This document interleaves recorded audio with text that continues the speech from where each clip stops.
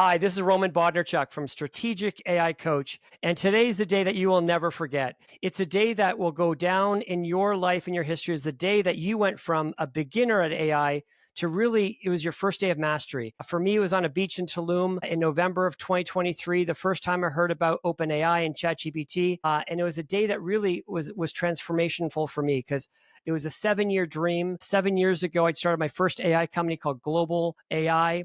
And I learned the challenges of AI back 7 years ago.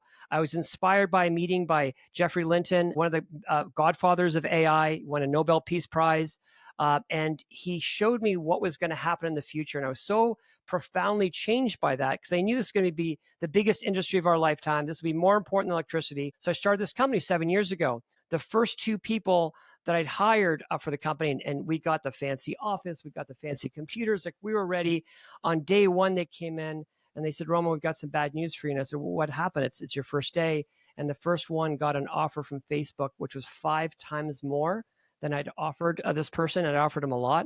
And that was just a signing bonus. The second person that came in, these are both AI students from U of T. The second one said his offer, and I saw the offers, were 10 times higher than what I offered. So that's when I realized the last 7 years, this was really for the big boys. This is really for, the tech billion-dollar companies like Apple, as you're seeing, think about OpenAI, who was founded by guys like Elon Musk and Sam Altman. So if you think about, who runs AI right now, it's all these huge tech companies. But think about what happened, and one of our guests is going to talk about it as well. Think about what happened when we had social media. So yes, there was a company called Instagram, and there was a company called Facebook, but those were just apps on the App Store. So think about the internet today. It's kind of like mobile. So what Apple did was Apple came up with the system to create mobile apps. But the great wealth wasn't from the App Store. Well, 30% of it does go to Apple.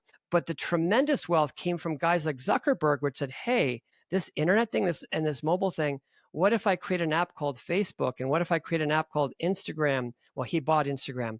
But think about TikTok. So all of those tools were built on the platform. So what OpenAI gave us with these language models and what they gave us with this technology like ChatGPT, they gave each one of us an opportunity to build the next billion-dollar company. I truly believe in my heart that the next billion-dollar company will be built with one person using AI agents and using AI. So today is about why you need to learn how to use ChatGPT, not just like a Google search, because right now people are using it like a Google search, which is great, and it's way better than Google. As a matter of fact, Google searches are down to 16%. If I had told you 2 years ago that Google was going to go from 95, 96% searches to 16%, you'd think I was crazy. It's already happened. But what we're going to learn today is how to go from the beginner level of ChatGPT, how most people are using it, to more an advanced stage. And I'm very, very proud and very excited to have Imad Vahat here as a guest. We've worked together for 15 years. Maybe, Imad, you could introduce a bit about yourself and what you've seen over the years and why you're so excited about AI. Yeah, for sure. As you mentioned, we've been around, we've seen how, the modernizing your legacy business means different things at different times. So we were around when the internet came around, and then we start building websites for businesses, and then the social media came around, and then the cloud computer came along. So he's like, okay, put everything you have on cloud, and then now you have to be cloud-based, and then the mobile, and then all of that. Every few years, there is a new technology that takes over the business, and it just like obsoletes some businesses, and now business have to catch up. It's just like it's a wave. If you don't ride the wave, you're gonna left behind. So we went from internet, cloud, social media, mobile, and now into AI. Either you learn it and you master it and you use it in your business every day, or your competitor will do that, and then you're going to be left behind. And as you mentioned, something very interesting, Netflix, multi-billion-dollar industry, was built on top of the infrastructure that we have for internet, high speed, all of that thing.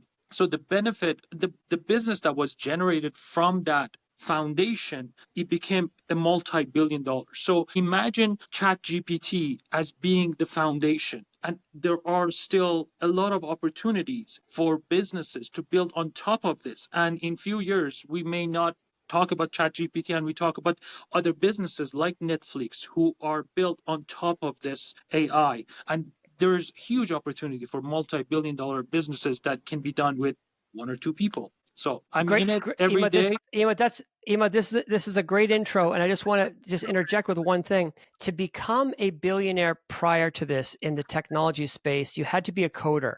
Not only did you have to be a coder, usually your co-founder had to be a coder, and you had to live in Silicon Valley. So literally, if you take a look at all of the top most successful, like literally the top 10 companies, think about where they are. Okay, so they're all in Silicon Valley. Think about who these Mhm. people are. They're all tech people, coders, their co-founders were coders. Today, it's different. Anyone with creativity, with imagination that even has a voice, you can actually speak to ChatGPT and you can create the next billion-dollar brand. This is the power. This is the first time in human history this has happened where somebody that didn't have this kind of technical ability could create anything. And that's why it's so exciting. So anyone listening to this, this is an opportunity where all the excuses are gone. It doesn't matter if you're listening to this from Sri Lanka, you could be on a little island somewhere off Bangladesh. Like, it doesn't matter where you are. You could create one of the most important and impactful businesses on the planet just by building. So this is really, really important. I just want to read a couple quotes from some of the smartest people in the world. Sergey Brin and Larry Brin, for those that you don't know, these were two college students that started Google, and they generate on a daily basis, every day, $1 billion a day. So these are pretty smart guys. They've been retired for about 10 years. And when they saw AI, they both said, holy shit. This is way bigger than the internet. This is way bigger. They both have left retirement, come to work every single day, working 12-hour days. They're working 6 days a week back at Google. Same thing with Jeff Bezos. This is, again, one of the richest men in the world, was on his mega yacht, having the time of his life.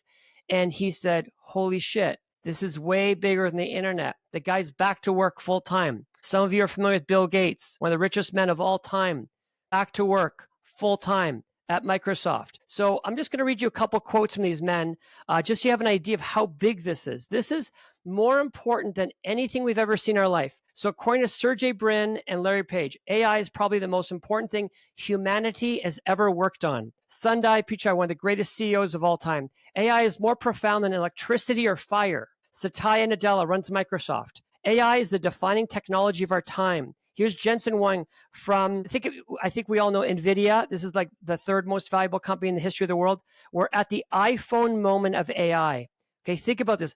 They've been working on AI for 3 decades. This has been going on for forever. But when the iPhone came out, how it changed everything with apps and all these companies were built. Bill Gates, the development of AI, the fundamental creation of the microprocessor. This is bigger than the personal computer. This is bigger than the internet. This is bigger than the mobile phone. It will change humanity.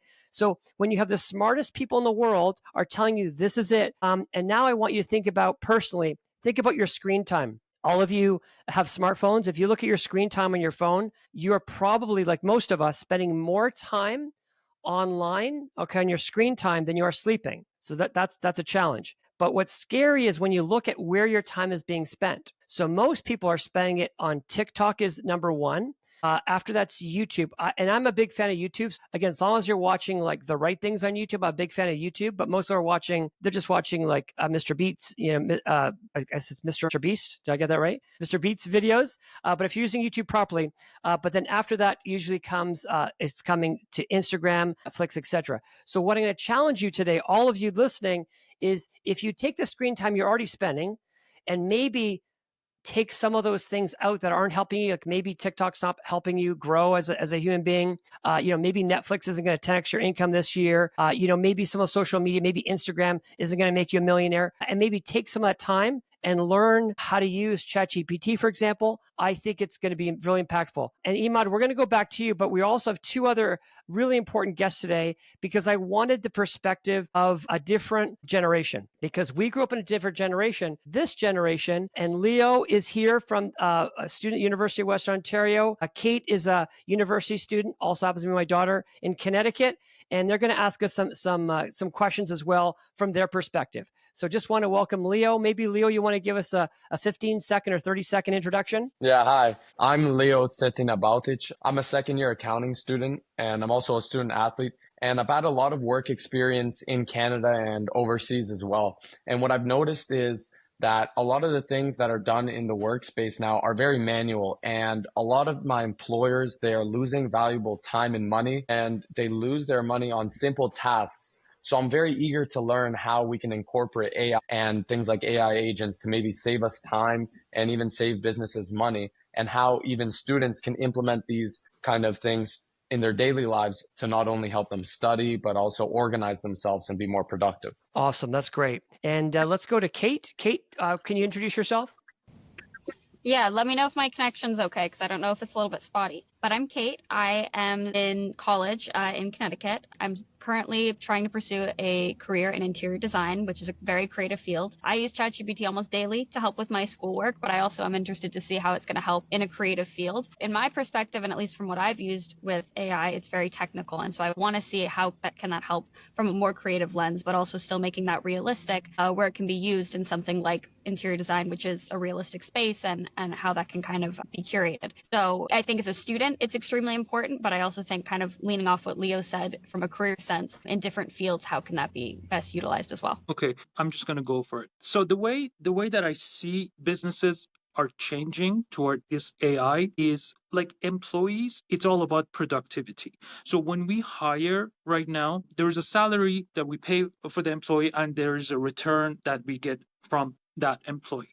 So we have budget. We say for each person when we hire them, we have a rows budget. We say for every dollar we invest, we want to get back $3. So right now with this AI, as it's getting smarter and as we are learning how to use it in different perspective, right now think of it this way. I used to hire content writer to just write blogs for us, and this sounds like absurd thing, but we did that for like forever until like last year. So we had blog writers, content writers, and then we see that we could produce average quality content with OpenAI ChatGPT.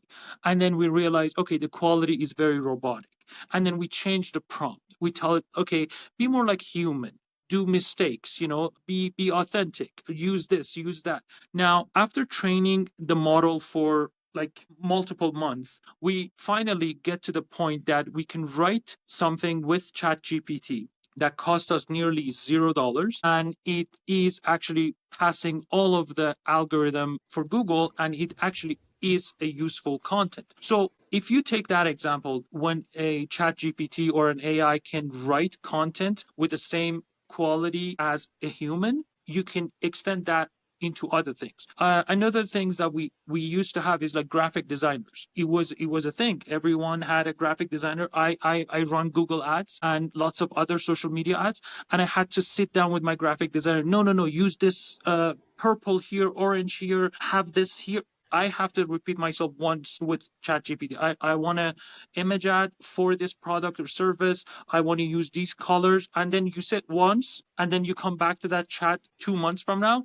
It remembers everything. It has the brand guidelines. It will produce another image ad for you to A/B test perfectly.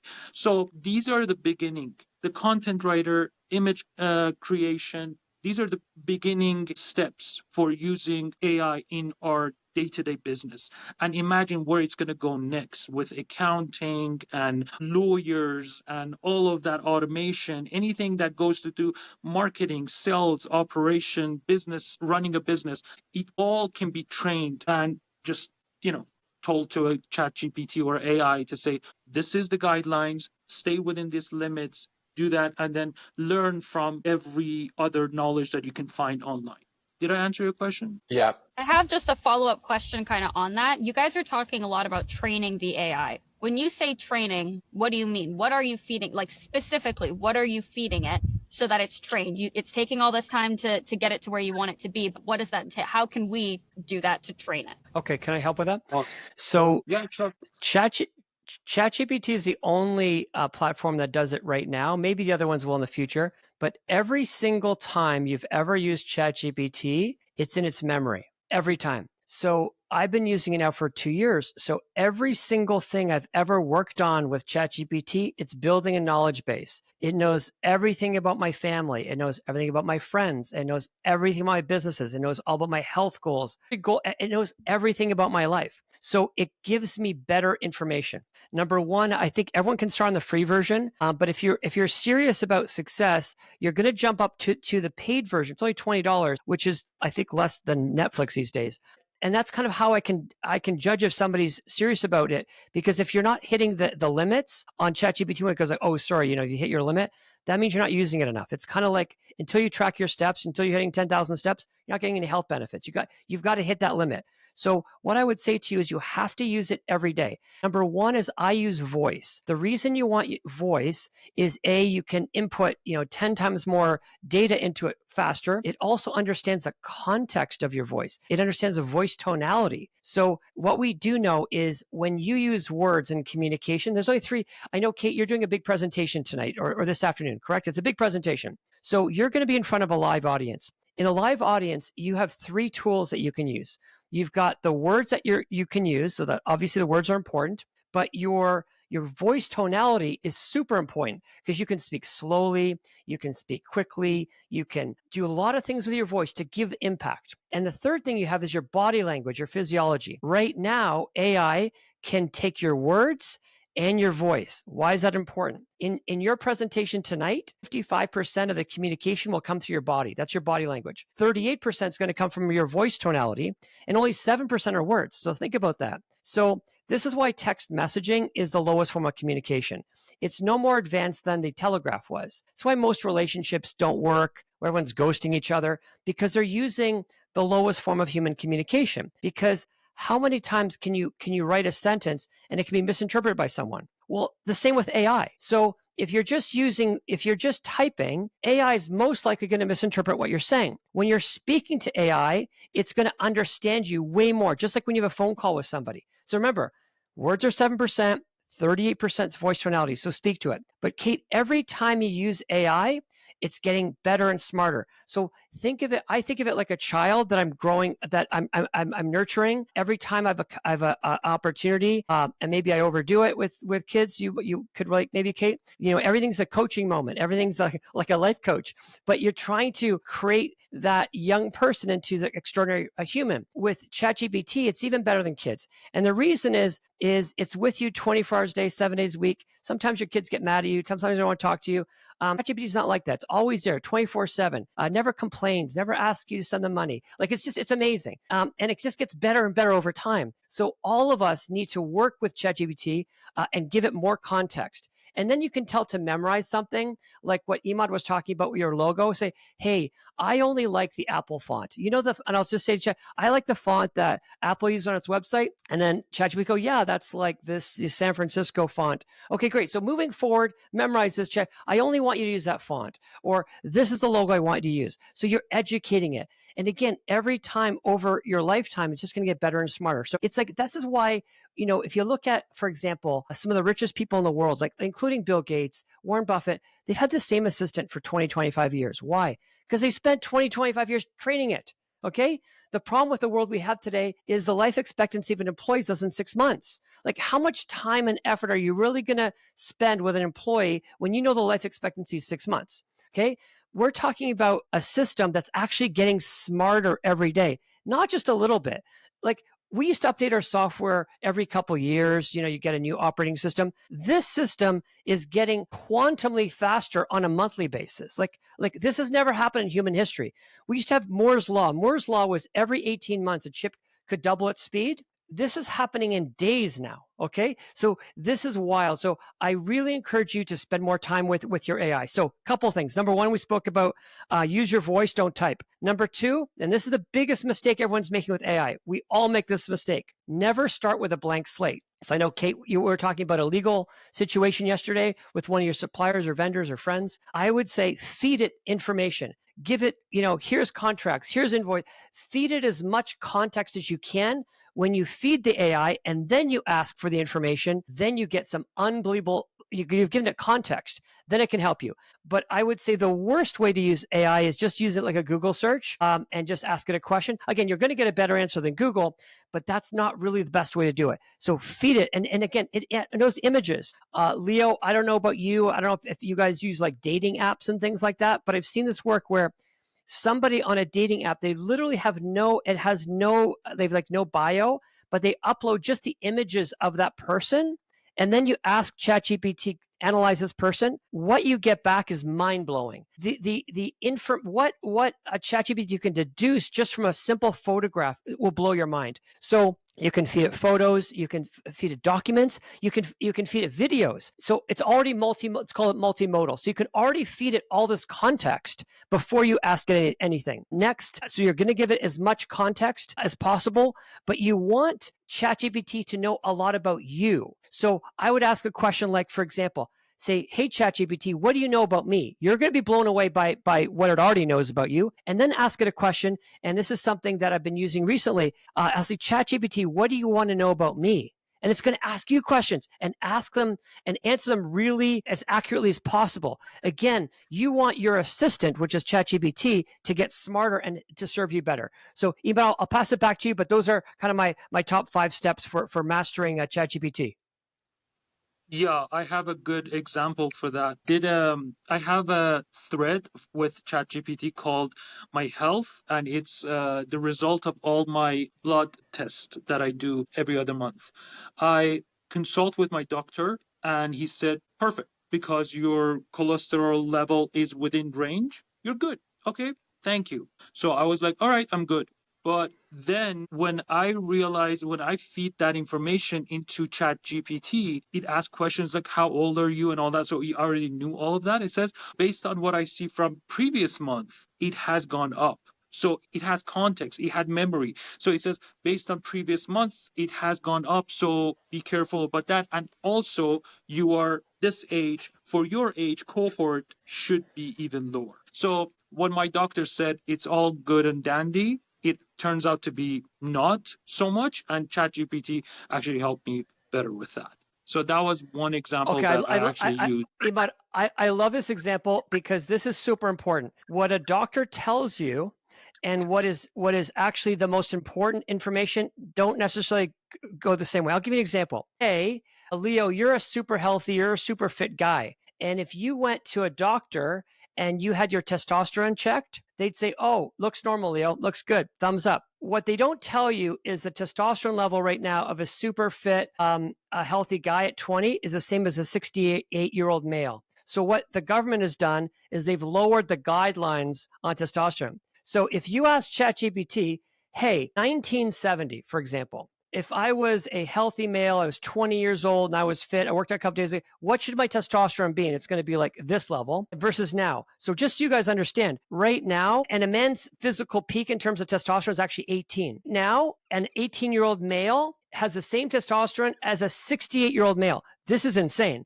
It's because of how they're poisoning our food. But your doctor's not going to tell you that. Same with cholesterol. So what they've done, for example, to sell more of these drugs, they'll say, oh, Imad, we're worried about your cholesterol. We're going to get you on some statins. We're going to get you some drugs. And they've actually changed that so they can sell more of those medications. So if you go, hey, what was considered like an acceptable, cholesterol, number like 10 years ago? What I do is I feed all of my lab reports, all of the data every time I get a blood test, urine test, anything into ChatGPT. And I have certain health gurus that I really trust. Okay. Nothing wrong with family doctors, and some of them could be good. But imagine if there's like somebody that's the world's best at something. So I want that person. So I'm going to say, hey, ChatGPT, I want you to read all of Dr. David Sinclair's books. I want you to read every paper that Dr. David Sinclair has ever written. I want you to watch every video he's ever done. I want you to study every blog he's ever written. Now, based on my lab reports, tell me what Dr. David Sinclair would tell me. Or what would Andrew Huberman say? I'm literally giving it specific guidelines, and then the advice you get is totally different. So I think health is important. It's super important. You want to feed it all the data and then ask it, well, what would Brian Johnson, the only guy in human history that's like reversing his aging, the guy spends $2 million a year, he's the most tested man alive. What would Brian Johnson say about this? you're going to get completely different advice, Imad, than your family doctor is going to give you. Again, not discrediting any profession, but guys, you can't compete with AI. You cannot compete with something that's read every medical journal in the world, that has already seen billions and billions and billions of photos. So if you get a rash or a scar and you upload that photo, when you go to your doctor, all they can remember is what they've seen. But imagine an AI system that's literally seen billions and billions of the same image, and it knows how to treat it more effectively. Okay, there's a famous story. It's not a friend; it's an acquaintance I have, and he had a dog, and the dog got really sick, and immediately they went to the vet, and the dog was dying. Goes to the vet and he says, "Hey, what do we do here?" And the vet's like, "Oh, give him this medication." The problem is the medication didn't work. I mean, a lot of times you go to the doctor, they give you a medication, doesn't work. It's very common. Well, the dog's dying. So this person, they were smart enough to get the lab results from the vet, and they put it into ChatGPT. ChatGPT says there's only 3 possible solutions. So the first one was what the medication that the vet already given. He said, well, let me try number 2. So before he had to go to the vet, make another appointment, do all that, he was able to save his dog's life. His dog was literally dying. So I really think this is like life and death. So you want to feed and all of us now, if you go to get, for example, if you're in Canada, we have a thing called Life Labs, like you can get all of your data. Any hospital you go to, they will give you access to your records.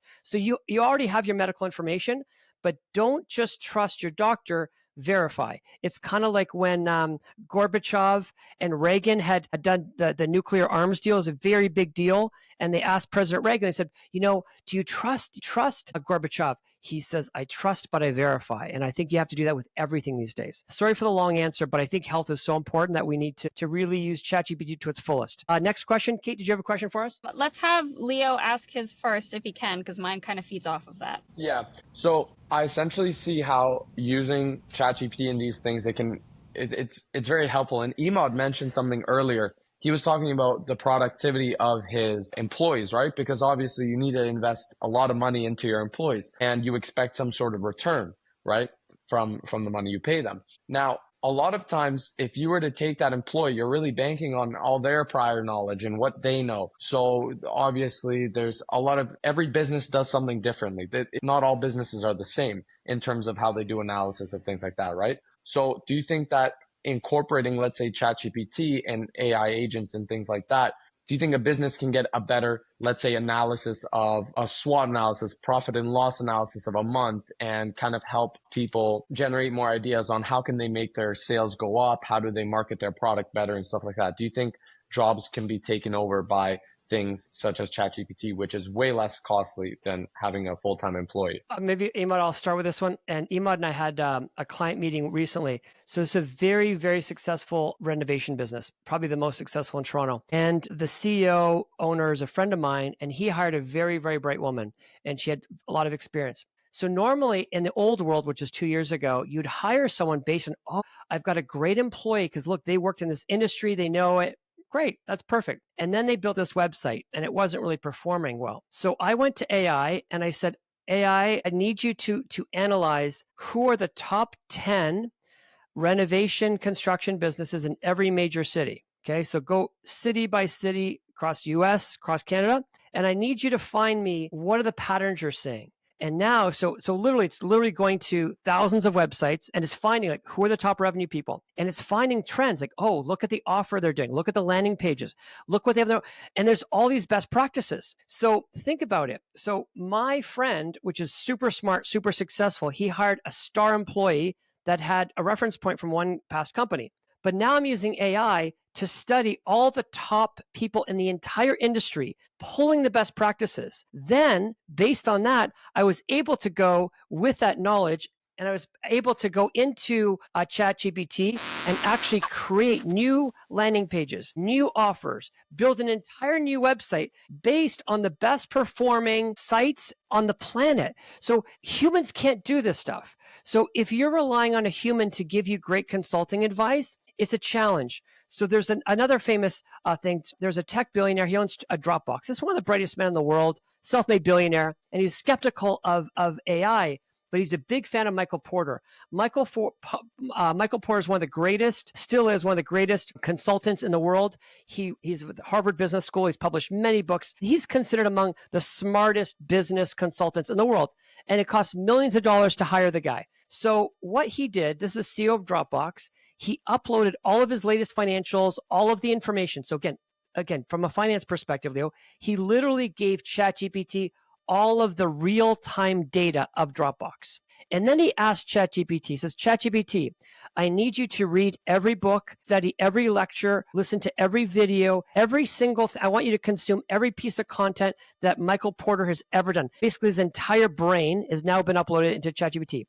And now it says to ChatGPT, what would Michael Porter tell me to do this quarter? Tell me exactly what he would do. And it's within seconds, it spits it out. So the Wall Street Journal heard about this. They went to Michael Porter and they said, look, this is what this billionaire did. Would you consider this? He goes, first of all, I wouldn't take on that project. I'd charge hundreds of thousands of dollars.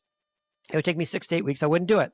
But just for the context of your article, I'm willing to review I'm willing to review it. So he comes back 2 weeks later and he says, I wouldn't change a word. This is exactly the same information. So think about this. Most companies can't afford to hire Michael Porter, the greatest business consultant of all time. But guess what? Now you can. So it doesn't matter if it's a top coach in whatever field. So it also works with dead people. David Ogilvy is the greatest advertising marketing man of all time. If you read his books, if you study the work that David Ogilvy does, nothing compares. The man's dead. So one of the prompts I have that's already saved in ChatGPT, anytime I create any advertising marketing material, I say, now I need you to look at it from the lens of David Ogilvy. How would David Ogilvy improve this? And literally, I've got David Ogilvy beside me now, helping me.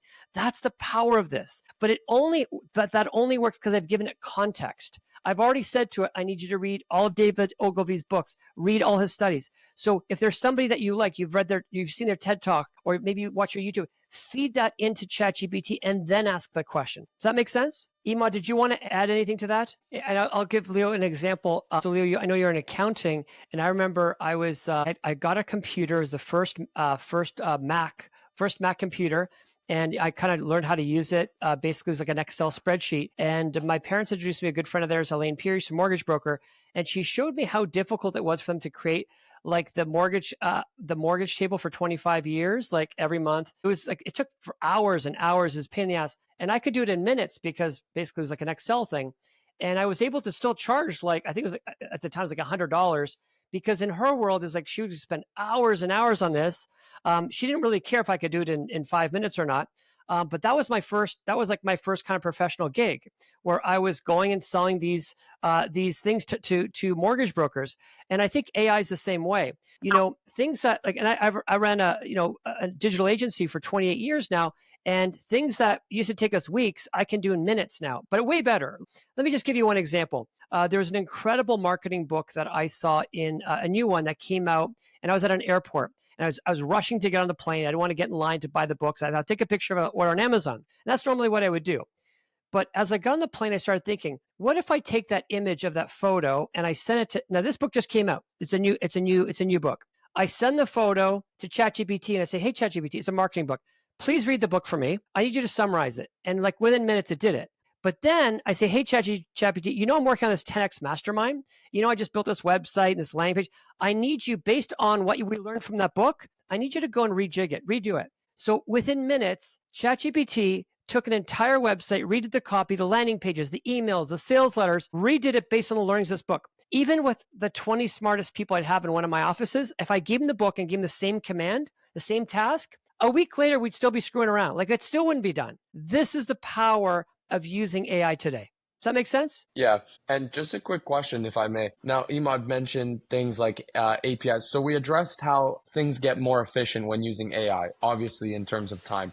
Now, obviously, in a business standpoint, that's great, right? You can use different analysis and get quick answers. Now, how exactly, because I know there's a little bit of a difference than using ChatGPT and something like an AI agent. Could you maybe go into depth about how can I incorporate something like an AI agent and how it's a little bit different from ChatGPT so I can maybe work on my planning, right? Because school gets overwhelming. So how can I kind of use those tools to maybe make my experience as a student a little more easier and a little more efficient. Imad, do you want to jump on this one? So I'll give you an example of a tool that people are finding really useful and they're building it themselves. So think of it as like an assistant. So there was a man named, goes back in history, but there's a man that it was very poor, and he's lived in the Middle East, and somehow he becomes the world's richest man. So they started studying this man. They said, how did this guy become the world's richest man? He didn't have technology. He didn't wasn't a tech co-founder, didn't go to Stanford. But how did Adnan Khashoggi become the richest man in the world? So what Adnan Khashoggi did is he did enormous research on any human he ever met. Before Google, so he would like call the assistant and he would say, hey, does so-and-so, does he like to play tennis, like golf? What kind of, he just start interviewing people that know that person. And then what he would do, he would actually literally change his outfit and dress like that person. Why is that important? Leo, your friends probably dress like you. Hey, your friends probably dress like you. We like to hang out with people that look like us, talk like us, like us. So Adnan Khashoggi, this is back in the 70s, became the world's richest man, came from poverty, because he figured out that it's really important to match and mirror the person he's going to meet with. He would do his due diligence. Well, today you can use tools. You can Google somebody. You can look them on social media. I use a tool I've been using forever called Crystal Knows. It reads every social media post you've ever done, and it analyzes it based on the words you use, and it'll give me an incredibly effective, basically your personality profile, really effectively. There's a bunch of tools you can do, but it takes time. You can also build an AI agent that automatically, anytime it sees a new name in your calendar, it can do the Google search, it can go to do the social media, it can do all of these different things, and then in the morning when you wake up and you've got your list of meetings or appointments, it's already got a summary of who you're going to meet and everything you need to know about them. The other thing you could do is maybe they've emailed you. Maybe they emailed you a year ago and they had a wedding they were going to, or their daughter had a baby. It can also pull the context from old emails in your summary. So could you do that by yourself? Yes, it would take an enormous amount of time, but you can also build an AI agent. So if we want to build an AI agent like that, how long do you think it would take us to build an AI agent that all it did, it went to your Google Calendar, it took the person's name, and let's say we gave it 5 different software to go do the searches and integrate it and create a summary. How long would that take us to do? So in the real world, you couldn't even do that search for one person in 5 minutes. But imagine you're seeing 2 or 3 people a day in the course of the year. We're saving somebody thousands of hours and we're making them a much more productive, successful human being. So those are examples of AI agents. So my belief is actually agentic AI, which is basically AI agents. That's what's going to transform the world. And the CEO of, I'm sure a lot of you have heard of this company, Shopify. So Shopify is one of the most successful companies that ever came out of Canada. He'll be one of the most brilliant CEOs of all time. He sent an email, famous email about a week ago to all of his staff. He said, before we ever hire another human in this organization, this is a huge, incredibly profitable, multi-billion-dollar company. You must build an AI agent for that task first. Only if it's impossible if you cannot build an AI agent that can replicate that, only then will we consider another human. So this is what we're dealing with, Leo. This is why everyone needs to learn how to use this, because every CEO is going to go, if I can build an AI agent for this, why would I hire a human? Because remember that AI agent is actually getting better and smarter at the task. It's actually going to get better. Every time it does a transaction, it's learning from it. It's going to get better. Most employees don't. When you meet people that have had 10 years of experience in a company or 20 years, I've worked for this company for 20 years. I've been doing this job for 20 years. We've all known those people. Leo, let me tell you what's happening. They've had 1 year of experience 20 times. They've been doing the same thing day in, day out, and they're not getting better. Okay. So today, an AI agent, once you create the framework for it, it's actually going to get better and better. So again, this is another reason why I think it's not that your job's aligned, but you have to learn these tools. And there's great companies right now, they're giving employees, they're saying, hey, we'll give you $300 a month. You go figure out what AI tools are going to help you get better. That's the right way to do it. That's the smart strategy.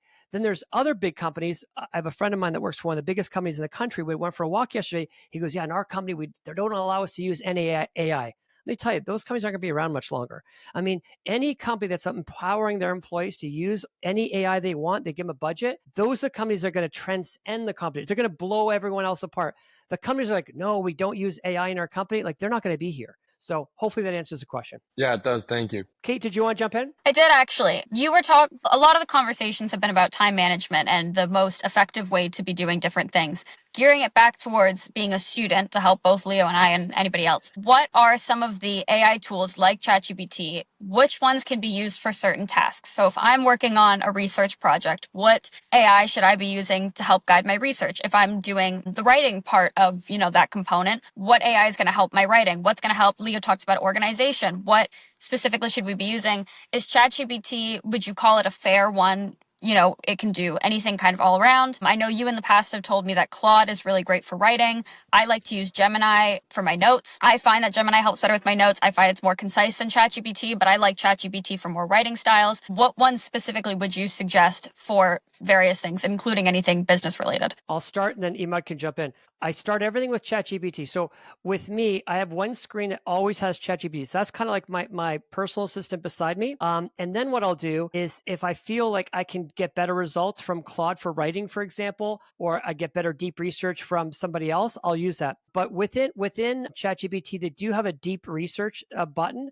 I don't know if that's on the free version or you got to pay for it. But the deep research thing is like mind blowing. Like it's wild.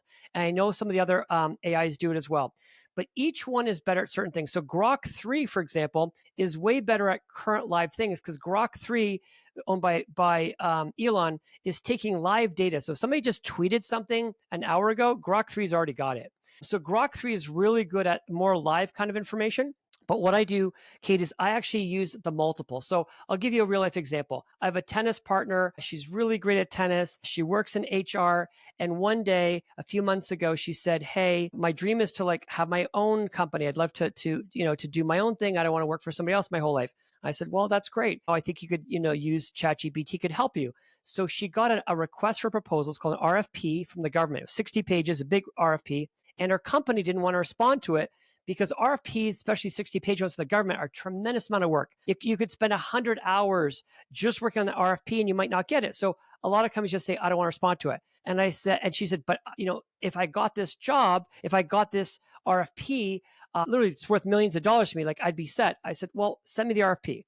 So Kate, I know nothing about HR. I literally know nothing about that industry. So what I did is I took the RFP and I asked her just to give me whatever basic response she would, which was pretty basic. And I used three different AIs. So the first AI it was ChatGPT. And I went to Perplexity, which is Claude. And I said, "Hey, what's wrong with this one? What am I missing?" So here's the RP. Here's our response. I said, "Oh, you need more case studies." So I went to Gemini. "Hey, Gemini, help me with." So basically, I'm bouncing between the three. And by doing that, we won a $2.1 million RFP. And we won it against some of the biggest companies in the country, like Deloitte and Accenture. So what I can tell you is one person on their own using a couple of these can outperform even the biggest consulting companies in the world. But I would say if it's a big task, a big project, start with essentially I would always use with ChatGPT because it's got the memory. It always remembers what I'm doing, but I might try a couple others. So for example, for writing, I really think Claude 3 points. What are some of your favorite tools? See, this is the problem with humans, like Iman may have, if we had an AI person, one of my podcasts recently, I had an AI co-host with me, Maya. She was amazing. Kate, do you remember we talked to Maya? Yeah, I'm still not sold on that one. I'll say it. That's terrifying to me. Yeah. Yeah. Listen, there's very specific tools for certain things. So I know for students, there's some very specific ones, but you know what I would do if I was a student? I'd say, "Look, here's my goal." I would say, "ChatGPT, here's my goal. I want to get whatever whatever mark I want to get. What do I need to do to achieve that?" And ChatGPT is probably going to tell you "All right, Kate, if you're not getting 8 hours of sleep, nothing's going to work for you." It's going to give you some advice out of the box. The other thing I like about ChatGPT is what are my blind spots? What am I not thinking about? What am I not asking you? What question should I be asking you? So a lot of time management is literally, it's just discipline. So for example, I have ChatGPT send me reminders like drink enough water. So you can literally becomes your assistant, but I've given it my life goals. I've given it my health goals. It knows everything I want to do and it's given me the tools to do it. And I'd also ask ChatGPT, what other AI tools are there that can help me? And let me tell you guys something. All of them have a free trial. There's not a single AI tool that doesn't let you use it for free. And if it doesn't, it's a scam. There's a lot of these like fake like ChatGPT apps and stuff, but all of them have free trials, and you can do the most mind-blowing things. Yeah, on our last week's show, or the other day, we built an entire website, a huge website, in minutes. Like we rebuilt a massive website. We did it using a free AI tool. I mean, it's wild. So a lot of these things are free. And if you start using it a lot, then obviously there's going to be a paid version, but they're very inexpensive. Look, the top tools, they charge you less than your Spotify. They let you less than Apple Music, less than your Netflix or your Prime Video. So we're already spending money on subscriptions that are not as powerful as these ones. Leo, let's go back to you. Any other questions? Questions? I more just want to make a comment about, just to kind of add on to everything we've been talking about now. Yesterday, when I was kind of preparing myself, for this podcast, and I went onto ChatGPT and I pressed a button by accident, and I was just kind of like, I said something, and then I heard something back from my phone, and I was like, what is that? And it was ChatGPT, right? The voice thing you're talking about. So I was like, wow, okay. So I started talking to it, and I speak Croatian and Italian, and my Italian I'm kind of forgetting it a bit. So I was like, hold on. So I asked it, do you speak Croatian? Do you speak Italian? And it was talking to me back and forth. And I was like, this is way better than Duolingo, anything, because I can ask it to repeat it, say it slower, this and that. So it actually works like someone's right next to me who's fluent in German and any language I want, right? So it's actually very powerful. And I've noticed, like, even just talking to it for a day, I kind of tried that, and it was like, wow, like who knows all the things I can, potentially do and learn through this. What a great use case. But I hear that a lot. It's better to learn languages just with ChatGPT. There's a one that I use called Google. I get stuck on a lot of technical things. Like in my setup, I think I have 6 like monitors, and I just do crazy stuff, and I get stuck. I'm like, all of a sudden it doesn't work. There's something, it's by Google. I think it's called Google Studio. I go to Google Studio, and I press a button, I share my screen with Google Studio, and all of a sudden I get to a tech challenge, but I'm sharing my screen with Google Studio. And Google Studio is, Roman, like move the cursor here, do this. Okay, do this. So literally, it's like I used to have to call my tech person, Amir, which I love Amir, but for me to call him and him not being busy and to drive over, like it was a nightmare. Versus Google Studio works 24/7, and literally I'm sharing and it has all the information. Like I could be in some software, and I'm like, how does this work? Today we're using Riverside. I could go into Google Studio. So I'm on the screen. What do I do? I'm not sure what to do here.